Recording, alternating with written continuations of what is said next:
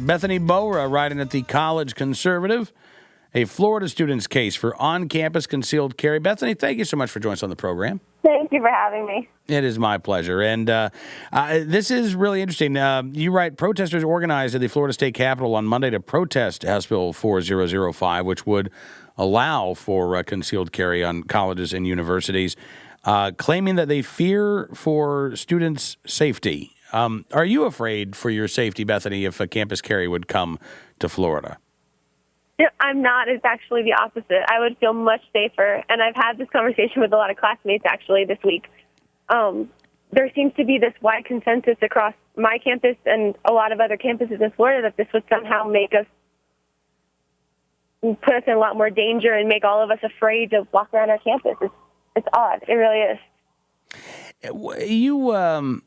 You quote Cheryl Anderson, who's a volunteer with Moms Demand Action for Gun Sense in America. She said, quote, allowing guns in our schools and forcing colleges to allow guns on their campuses endangers faculty, students, and law enforcement. Backpacks and bullets just don't mix. That it strikes me, Bethany, that's a slogan. That's not an argument. Mm-hmm. And I agree with her. I agree with Ms. Anderson that backpacks and bullets don't mix. And where we differ is that this bill actually will prevent backpacks and bullets from mixing. It's all talking points. And Moms Demand Action is actually running TV ads in Florida this week, urging Florida residents to call their lawmakers and encourage them to vote against this bill. Like, they're really heavy here with this one. You know, you point out in your piece for the College Conservative, last November at Florida State University at the library, a gun-free zone, guy completely disobeyed and disregarded all kinds of existing laws, and he opened fire there in the library. He injured 2 people. He permanently paralyzed another. There was also a couple of students at the University of Central Florida a couple of months ago, Bethany, who in their off-campus apartment were the victims of a home invasion robbery. One of the students was able to get to her firearm, pointed it at the 2 home invaders who had basically, I think they had attacked her boyfriend, and was able to get them out of the apartment. And both she and her boyfriend said if it weren't for the fact that they had that firearm there, they don't know what would have happened. I mean, this is a college student. This is somebody who is in possession of a firearm right now, not acting inappropriately, not acting irresponsibly. And that's the reality right now of the gun laws on campus in Florida. The bad guys are not stopped by the laws because they don't care what the laws are. Mm-hmm. Yeah, you can't put a sign up on the edge of a campus that says gun-free zone and expect criminals to follow it.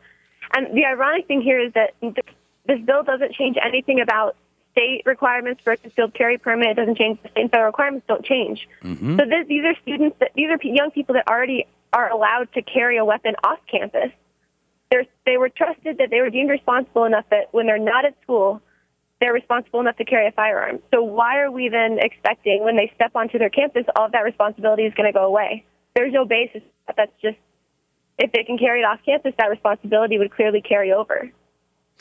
Well, that's an excellent point, and it's one that they don't want to acknowledge because it makes it, their argument is based on the idea of, oh my gosh, all these irresponsible college kids, they're drinking all the time, they're all of a sudden going to start carrying firearms.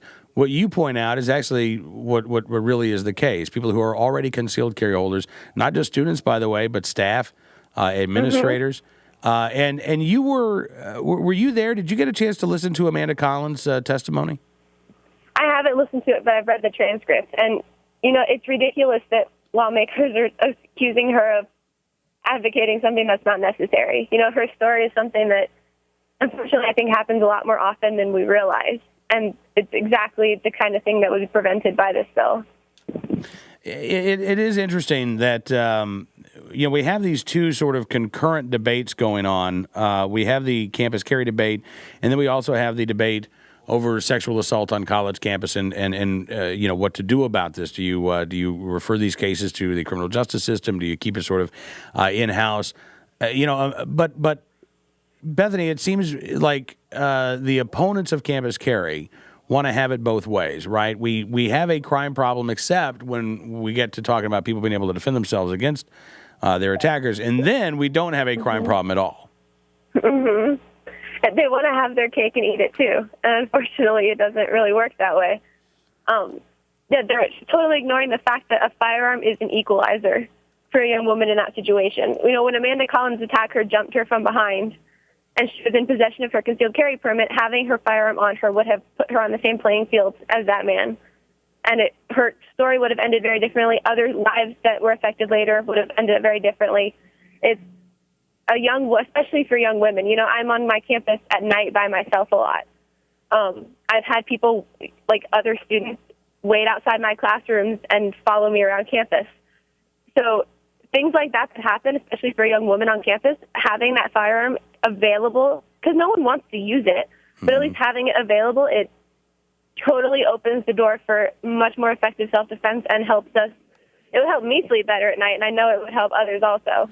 And nobody is arguing, except perhaps for the anti-gunners, that this would be that a gun would be useful in every situation. Obviously, when there is drinking and alcohol involved, concealed carry holders are not going to be carrying in the first place.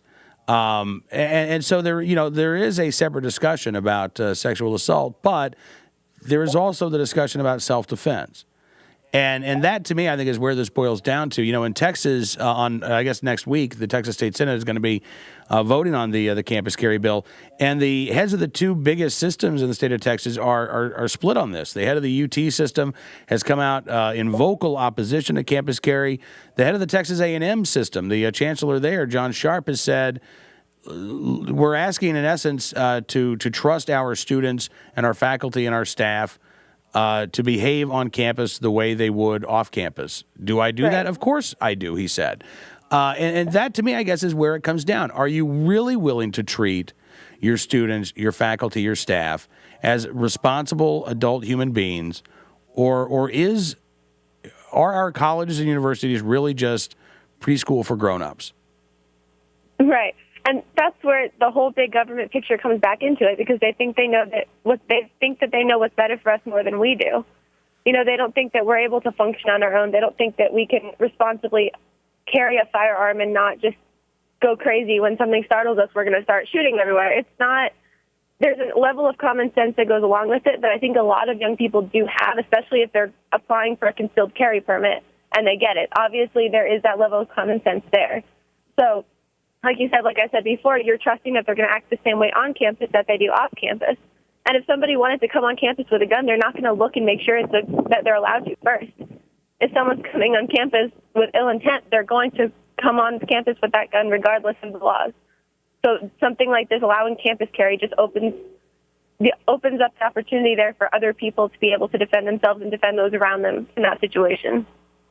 So, Bethany, you said at the start of the interview that you've been talking with a lot of your fellow students on campus this week about this issue. I am curious, are students paying more attention to this issue, and are they just regurgitating the anti-gun propaganda, or are they actually thinking about these arguments? Most of the time, they're just regurgitating talking points. A lot of them don't even know that this is in the legislature right now. A lot of people don't know. It's not actually on the floor yet. It's still stuck in the higher education committee. But it's passed through other committees, and it's on its way to the floor. A lot of them don't even know that it's there. So when they find out that it's there, they're utterly shocked and dismayed that something like this could even get this far, because they don't understand why we would want guns in schools. And you hear all of that talk again. It just gets repeated over and over. And I've been trying to talk, tell them numbers, and a lot of them don't want to hear numbers. But when you really start explaining it, you see the wheels start turning. And I've had more than one conversation where by the end of it, they were kind of on the fence instead of on one side or the other. So it's good. It's good conversation that's happening, but it's still disappointing to see that, first of all, that a lot of them don't even know that it's in the process of becoming law. But secondly, that they're so willing to just accept whatever they've been told and not actually think about it. Well, listen, I appreciate, I know you're there getting an education, but I appreciate you helping to educate your students, your fellow students there as well, Bethany. My pleasure. Fun. All right. Listen, thank you so much for coming on the program today, and I hope that we can do this again. I hope so. Thank you. All right, my pleasure. Have a great weekend. Bethany Bowra joining us.